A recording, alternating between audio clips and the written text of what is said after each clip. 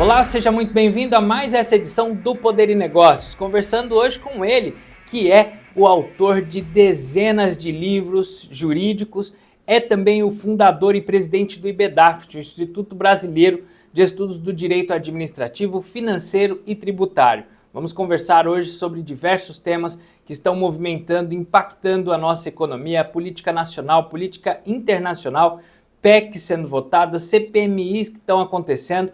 Muitas informações hoje aqui no Poder e Negócios com ele. Doutor Quioche, é sempre um prazer conversar com o senhor aqui no Poder e Negócios.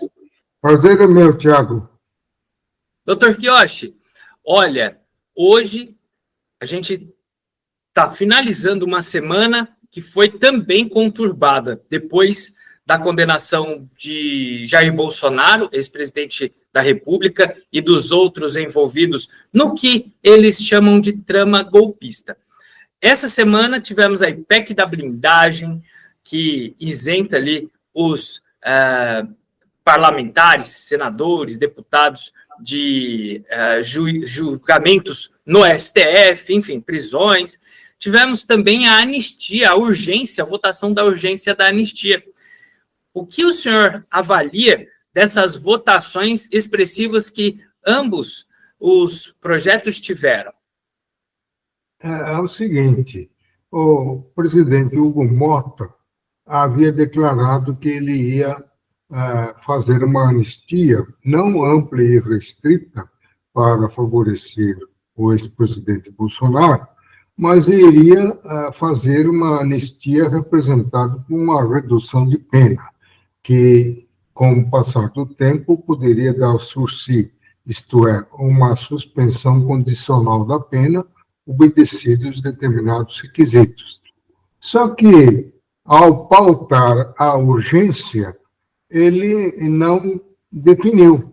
Essa urgência, ele agiliza o processo porque vai diretamente para o plenário, não precisa passar pelas várias comissões técnicas, como num projeto normal. Só que ele não definiu o conteúdo. Ele nomeou como relator aquele deputado Paulinho da Força, né, que é um condenado a pena de 10 anos de prisão por fraude financeira, entendeu? E é uma pessoa muito próxima ao nosso presidente Lula. Então, praticamente, Hugo Mota está dando uma carta branca para esse relator, Paulinho da Força, para elaborar um projeto substitutivo, do jeito que ele quiser. Então, está muito estranho isso. Eu acho que esse projeto deveria ser votado após a aprovação da PEC, que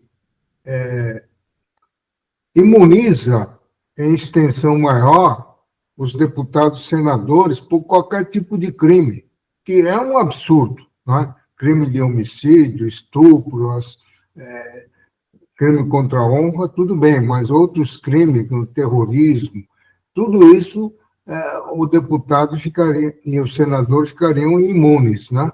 Então, isso daí é ruim, mas tem um ponto positivo.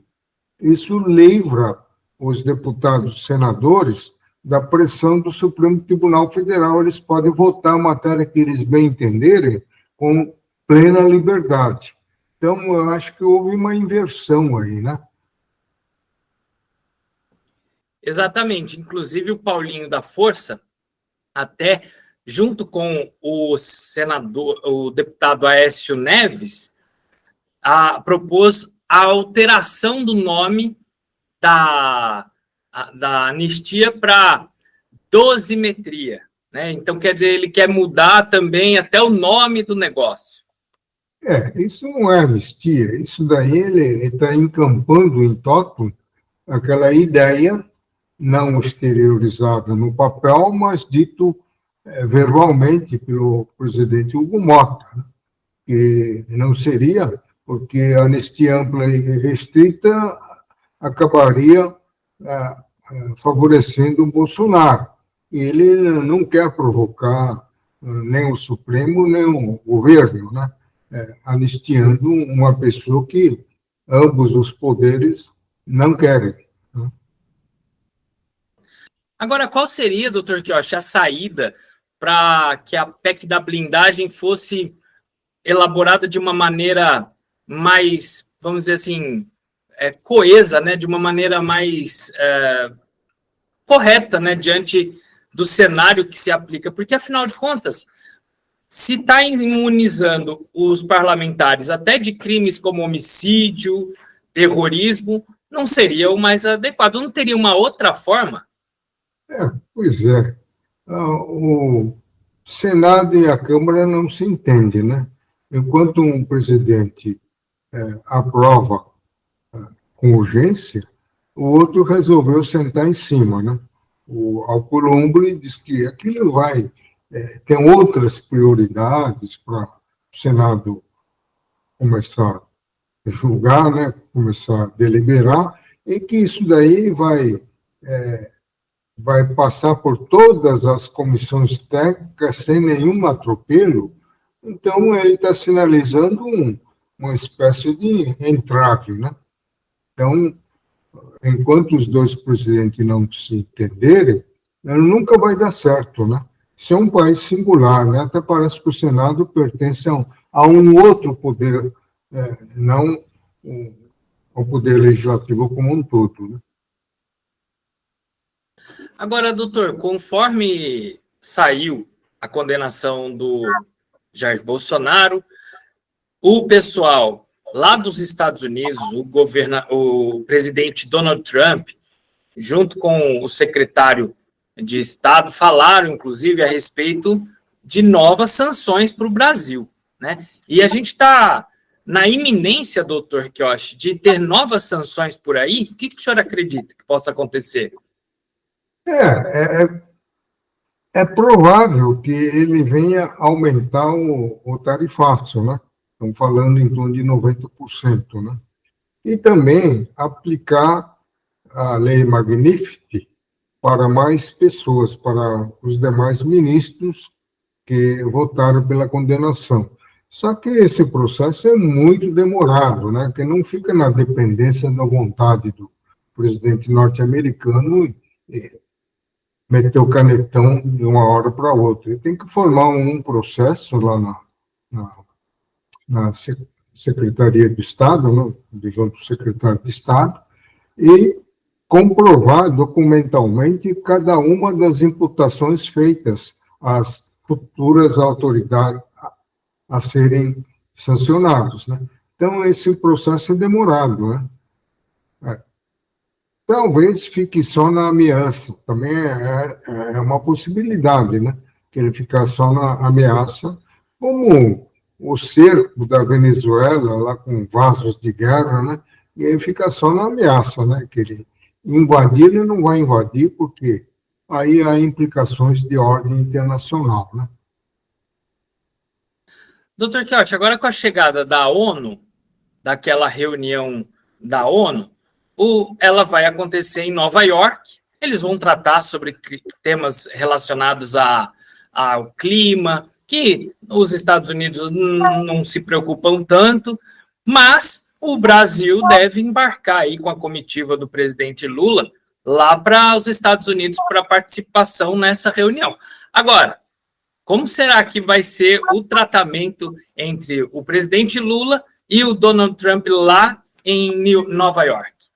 Eles vão ficar lado a lado, porque a abertura da sessão tradicionalmente coube ao Brasil.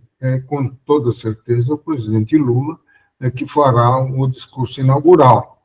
E depois é o presidente Trump. Eu fico torcendo para que não haja um confronto lá dentro, né?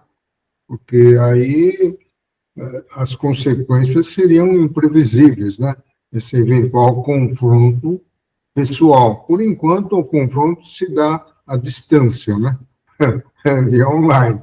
Agora, fisicamente, um sentado ao lado, né? E partir com o mesmo tom de linguagem que o presidente Lula costuma usar em relação ao presidente Trump, eu acho que vai dar muita confusão. Turquioche, lá nos Estados Unidos a gente viu que um extremista de direita ele foi assassinado durante um evento, Charlie Kirk. Ele tomou um tiro na região do pescoço, depois apareceu que foi um jovem que confessou ter atirado, ter cometido o crime. Como o senhor vê esse tipo de situação, esses atentados que acontecem, principalmente num momento tão delicado da nossa economia, da nossa política nacional e internacional, atentados como esse contra figuras, mesmo que sejam extremistas de direita ou de esquerda, não importa isso, mas o fato de serem vítimas por estarem falando apenas, não, doutor? O radicalismo de esquerda ou da direita não é desejável, né? Porque assim nunca vai haver harmonia e paz na sociedade, né? Então, esse indivíduo aí que elogiou o assassinato do direitista, ele foi sancionado pela lei Magnificat. Eu espero que nenhum brasileiro passe a aplaudir o assassinato, porque o presidente Trump irá reagir de imediato, né? Agora, doutor Kioshi, isso potencializa risco de outros extremistas sofrerem, ou nem tanto extremistas, né? Pessoas que talvez nem sejam tão extremistas, mas sofrerem atentados, isso até mesmo aqui no nosso país, porque a gente tem parlamentares que falam mesmo, pessoas que não são nem da política, mas falam mesmo, porque, então, por exemplo, o pastor Silas Malafaia, o próprio Nicolas Ferreira, são pessoas que estão em constante risco, doutor? Eu acho que aquele episódio do assassinato do direitista nos Estados Unidos é um episódio isolado, né? Eu não creio que aquilo vai provocar uma avalanche de assassinatos, né? Eu acho que não. Agora, doutor Kioshi, também, vamos entrar num assunto agora que também é muito importante, que mexeu com a economia, mexeu com o bolso, principalmente dos beneficiários do INSS. A gente está vendo a situação sendo desenrolada. Ontem, um advogado bastante conhecido, Nelson Williams, prestou depoimento na Câmara, preferiu ficar em silêncio e parece, pelo que eu me informei, que ele se recusou a fazer o voto de juramento de falar a verdade. Então, como o senhor avalia o andamento desse processo, um processo que é tão importante para os aposentados e para o país, né? Bom, ficar em silêncio é um direito constitucional dele, não é? Só que pode ser interpretado contra uma espécie de confissão, não é? Se ele não tem nada a esconder, por que ficar calado, né? Então, se ele abrir o bico, ele se entrega. Então, ele prefere ficar mudinho, né? Agora, tudo indica que ele está realmente implicado nesse desfalque aí do INSS, né? Por quê, doutor? É porque é o comportamento dele, né? Se ele não tem nada a esconder, por que ele não responde às perguntas da comissão? Não é? Então, se você não é culpado de nada, você, pelo contrário, você vai lá para se defender, não ficar caladinho. Então, aí, o direito constitucional de ficar calado, na verdade, é um direito de não autoincriminar. Não é? Agora, se não há nada que possa te incriminar, você deveria falar, né? Então, essa é a conclusão a que se chega, né? E depois, sem a ajuda de alguém lá dentro, você não ia conseguir fazer uma fraude trilionária, né? Aí já não é nem bilionária, né? Parece que é bem mais do que isso, né? Mas tudo indica também que a fraude não atingiu apenas os pensionistas e aposentados através de empréstimos consignados, né? mas não há prova concreta nisso, mas a mídia especula que teria dado um golpe também no Bolsa Família, né? Exatamente, doutor. E o próprio relator É, da CPMI, o Alfredo Gaspar, ele disse frustrante o depoimento do Nelson Williams, do advogado Nelson Williams, na CPI, porque ele não quis falar nada. E ele até mencionou que se ele veio como um cooperador da apuração, ele sai como um suposto investigado, né? Foram as palavras é, do relator. Justamente isso que o senhor falou. é. Pois é, ele, na verdade, ele estava lá como um dos investigados, né? E não como testemunha, porque a testemunha tem que fazer o juramento de falar a verdade, né? E já o investigado não. Mas isso Doutor daí Piotti, tem muita gente incriminada. Tem um que, por ordem do ministro, que chama, esse que preside a investigação, esqueci o nome. É um que foi nomeado pelo presidente Bolsonaro. Ele e o Cássio Nunes. André Mendonça. Ele, ele desobrigou a pessoa que ele mandou prender de comparecer na CPMI mista para depor. Mas esse indivíduo foi depor espontaneamente, né? doutor Kiyoshi, eu recebi aqui duas perguntas para o senhor que são de telespectadores. Eu acho interessante compartilhar para que o senhor possa responder quem está nos prestigiando com a audiência. Olha, doutor Arada, desde 2021, o PLP 108/2021 está parado, propondo elevar o limite do MEI para R$ 130 mil e permitir a contratação de 2 empregados, mas nunca avançou de fato. Agora, em 2025, o tema voltou à tona com o PLP 67/2025, que pretende ampliar o teto do MEI para 150 mil e corrigir anualmente pelo IPCA.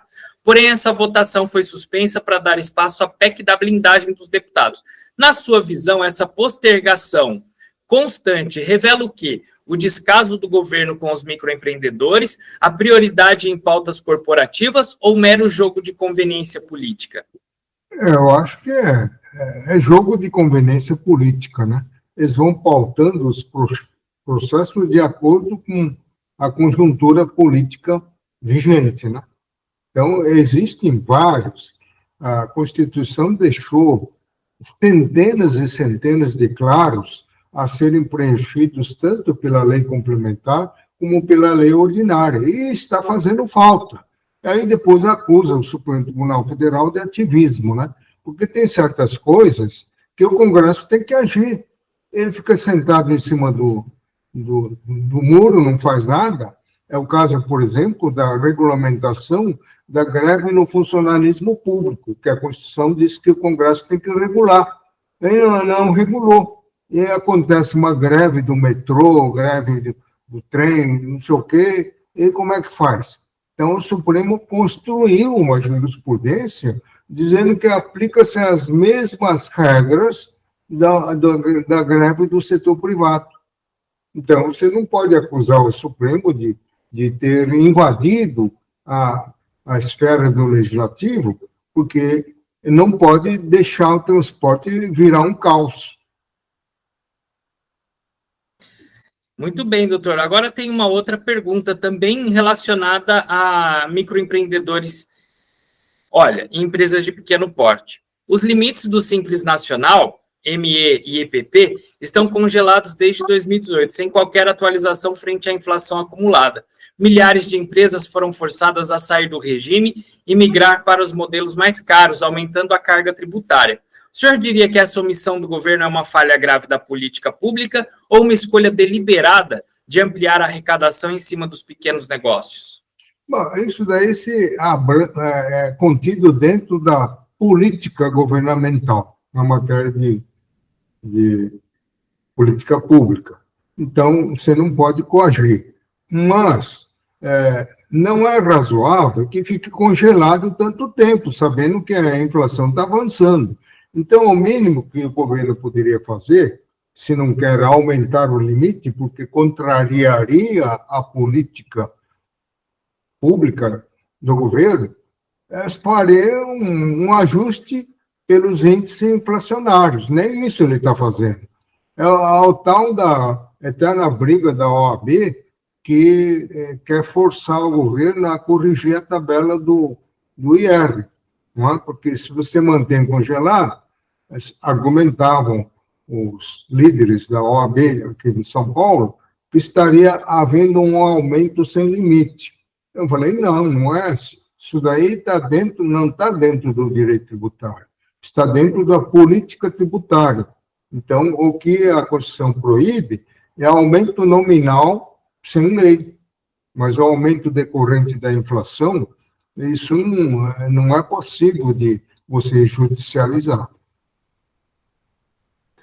Doutor Kiyoshi, o senhor mencionou isso e a gente vem falando bastante a respeito dos impactos da reforma tributária que vem aí e que podem danificar. Mas eu gostaria, antes de falar da reforma tributária e dos impostos que podem complicar para os municípios, principalmente, mas o governo continua batendo na tecla da redução do imposto de renda, do aumento do limite de R$ 5.000 para o imposto de renda para a pessoa física e a taxação dos super ricos.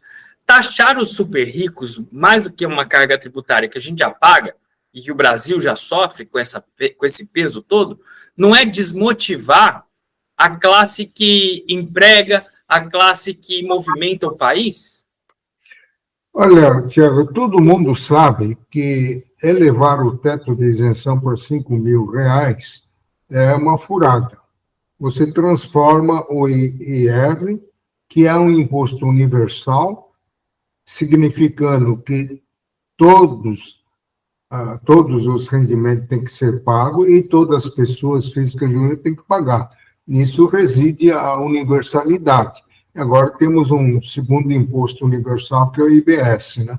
O advogado, jornalista, paga o IPI, paga o ICMS, então paga tudo. Mas essa política populista do governo Lula, com vistas às eleições em 2026, ninguém tem coragem de bater de frente, porque essa de proteger quem ganha menos é uma bandeira de inclusão social, uma bandeira simpática. Só que quantos milhões de pessoas aqui no Brasil estão ganhando R$ 5.000? Então, é um contingente enorme que vai ficar de fora. Então, vai cair a receita bruscamente. Aí o governo quer morder que as pessoas que ganham mais de 50 mil por mês ou mais de 600 mil anuais. Não é? Então, eu já ouvi o presidente Lula falar que muitos ganham...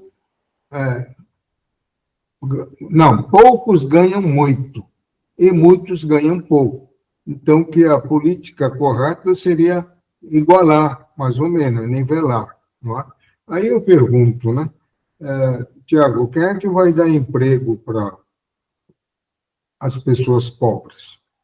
O pobre vai dar emprego para pessoas pobres? Será que ser rico é sinônimo de ruindade ou sinônimo de crescimento econômico? Exatamente. Eu tenho essa impressão também, doutor, que a vontade é muito mais pela bandeira do que pela ajuda mesmo às pessoas. Porque a pessoa que deixa de pagar o imposto, ela vai fazer o que com esse dinheiro? Às vezes ela vai consumir mais? Pode ser, mas o empregador não vai ter, talvez, fôlego. Eu não sei o que passa na cabeça do legislador, né, doutor? Exatamente. Quer dizer, desde que o mundo é mundo, sempre houve desníveis sociais. não é? Se todo mundo for igual, eu pergunto quem é que vai limpar as ruas? Quem é que vai desentupir os bueiros? O médico? O advogado? Então, esses desníveis sempre aconteceram, né? Agora, você não pode adotar uma política que deixe o pobre sempre pobre. Então, tem que dar oportunidade. O governo tem que propiciar oportunidade de ascensão de todos dentro da lei. Né? Isso que é preciso fazer. Agora, não há essa possibilidade porque entra governo, sai governo, a política educacional continua igual. Não é? Continua igual. Nós estamos formando uma multidão de analfabetos funcionais. Antes era só no ensino fundamental, depois passou para ensino secundário, depois tem até universitários aí que eles leem, escrevem, mas não sabem interpretar corretamente o que leu ou o que escreveu. Né? Então, isso é muito ruim, a qualidade do ensino está decaindo aos olhos vistos. Né? Então, por que não dar uma redirecionada nisso, já que o setor de educação conta com os recursos vinculados constitucionalmente por três esferas políticas. Então, um dinheiro que não acaba mais, é onde a corrupção campeia, tanto no setor de seguro como no setor de educação, que tem recursos constitucionalmente vinculados. Isso é um mal.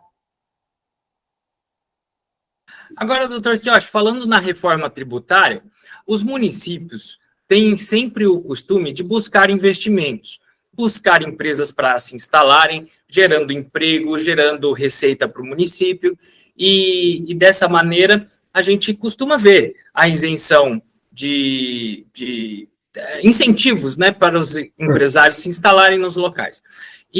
Mas, lógico, que tudo isso tem a ver com o interesse da cidade em a receber investimentos e, dessa maneira, fazer a economia ficar pujante. Mas o que a gente percebe é que, com a reforma tributária vindo aí, isso pode gerar um grande caos, porque os municípios sempre buscam investimentos, sempre buscam dar incentivos. Com essa unificação dos impostos e tudo ficando a critério do comitê gestor, como vai ser essa relação entre empresários, prefeituras, né, o recolhimento de impostos, o benefício de incentivos fiscais? Pois é, como você disse, o exercício da extrafiscalidade pelas três entidades políticas componentes da federação é um exercício legítimo, né? Então, cada município, ele dá isenção deste ou daquele imposto por tempo certo, com finalidade de atrair o polo industrial, o polo comercial, para gerar riqueza no município e o município ir crescendo. Isso é um instrumento legítimo. Agora, com essa reforma tributária, isso daí pode ficar, em parte, prejudicado, porque, veja bem, que a reforma criou aí o Cadastro Imobiliário Brasileiro, é onde cada um dos imóveis é cadastrado e recebe um número de código. E mais ainda, recebe o valor referencial de cada um desses imóveis. Então, o município perdeu a competência para definir o valor venal através da planta genérica de valores, que aqui em São Paulo é a Lei 10.325, né, de 86. Então, isso daí deixa de ser aplicado. Agora, considerando que o IPTU e também o ITCMD não foram abrangidos pela reforma tributária, com esse tipo de artimanha legislativa, você acaba federalizando o IPTU. Não é mais o município que vai definir a base de cálculo, entendeu? Então, a União que já definiu qual é o percentual a ser aplicado sobre tal valor, entendeu? Então, eu acho que aqui houve uma quebrada do princípio federativo por N vezes, entendeu? Primeiro que quando tirar o ICMS, maior arrecadação do Estado, e ISS idem, já quebrou o princípio federativo. Não há que se falar em independência e autonomia das entidades regionais e locais sem ter autonomia financeira. Então, essa reforma complicou tudo, né? E agora, à medida que vai se aproximando a data da entrada em vigor, o pessoal está ficando meio apavorado, né? Porque estão descobrindo que não é aquela simplicidade que os autores da reforma pregaram e que a grande mídia, né, espalhava 24 horas do dia. Simplificar o sistema tributário. Quem é que não gosta de simplificar o sistema tributário? Só que, na visão desses reformistas, simplificar seria reunir 4 tributos sobre consumo num só, né? Quer dizer, é coisa de doido, né? Então, eu costumava brincar. Basta um só tributo do tipo PIS/COFINS não cumulativo para gerar um caos total, uma insegurança total. Então, não é a quantidade de impostos, né? Então, eles não, nem sequer eles sabem por que o Brasil adotou tantos impostos privativos. É porque a carga tributária que a sociedade suporta tem que ser dividido entre vários segmentos da sociedade. O industrial só paga o IPI, o comerciante só paga o ICMS, o produtor rural só paga o ITR e o prestador de serviço só paga o ISS. É um critério racional, um critério lógico, razoável. Agora, com essa reforma, eu que não estou fabricando nada e também não estou comercializando e também não sou dono de terra, entendeu? Eu tenho que pagar esse IBS que embute todos esses tributos, entendeu? Não é racional isso daí. E aí a porcentagem é maior, né? Não, e agora houve uma espécie de ensaio, né? Chegou à conclusão que a alíquota vai ficar não em 26,5%, como anunciado, como em 28,5%. Agora, isso daí vai ser facilmente superado em 2033, quando entrar em vigor a alíquota municipal e a alíquota estadual. Nós vamos lá para a estratosfera. Some-se a isso 27,5% do imposto de renda, e depois, quem ganha mais de 50 mil por mês, uma alíquota fixa em cima, sem prejuízo da alíquota progressiva. Então, não vai sobrar nada. Nós vamos trabalhar para pagar impostos, entendeu? Porque aqui no Brasil... a gente já trabalha, né, doutor Quioche, para pagar imposto. Uma boa parte do ano, a gente já trabalha só para imposto. Agora vai ser o ano inteiro. Eu estive fazendo umas contas aqui, o governo atual está aumentando o imposto a cada 27 dias. Quando ele não consegue aumentar por via legislativa, ele está conseguindo aumentar por via do Supremo Tribunal Federal, né, que dá aquelas decisões favoráveis ao governo. Então, aqui se faz exatamente contrário do que os países adiantados fazem. Lá no Japão, Estados Unidos, outros países adiantados, quando começa o desenho da recessão, o que eles fazem? Reduz o tributo. O tempo está querendo reduzir a tributação lá. Aqui faz o contrário, né? Está desenhando uma recessão. Está todo mundo sabendo que ano que vem vai entrar numa crise financeira que terrível, que vai faltar dinheiro para pagar a saúde, pagar a educação. O que eles estão fazendo? Estão aumentando o tributo, porque a economia encolheu e, portanto, está produzindo menos e, portanto, está gerando menos receita tributária. Então, para compensar, ele aumenta e acaba sufocando mais ainda a economia. Então, esse ciclo vicioso, cada 27 dias ele tem que ir aumentando. Agora, se ele baixar a alíquota, a carga tributária, ninguém vai diminuir drasticamente o contingente de inadimplentes. E aqueles que vinham sonegando, não é? Dolosamente, né? Aliás, é uma repetição, né? Dolo já pressupõe essa intenção de sonegar. Então, esse pessoal também vai deixar de sonegar, porque se o imposto é barato, não vale a pena correr o risco de pegar um processo criminal. Entendeu? Então, é preferível pagar e dormir sossegado.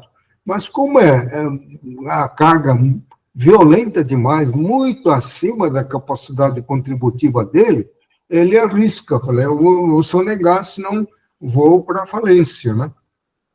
Entendeu? Então, parece que o Brasil adota aquela política de tribute antes que acabe.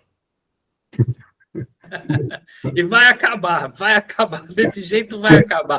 Doutor Kiyoshi, muito obrigado, viu, pela participação hoje aqui, por essa conversa do Poder e Negócios. Eu que agradeço, Tiago. Tchau, doutor. E você que acompanhou o Poder e Negócios, tem também alguma dúvida, alguma pergunta que gostaria que fosse respondida pelo jurista Kiyoshi Harada? Então mande aqui nos comentários ou até mesmo em inbox. Vai ser uma honra, um prazer trazer as suas questões para que o jurista Kiyoshi Harada responda. Eu agradeço demais a sua companhia, compartilhe esse vídeo com seus amigos e eu te espero em nosso próximo encontro. Até lá!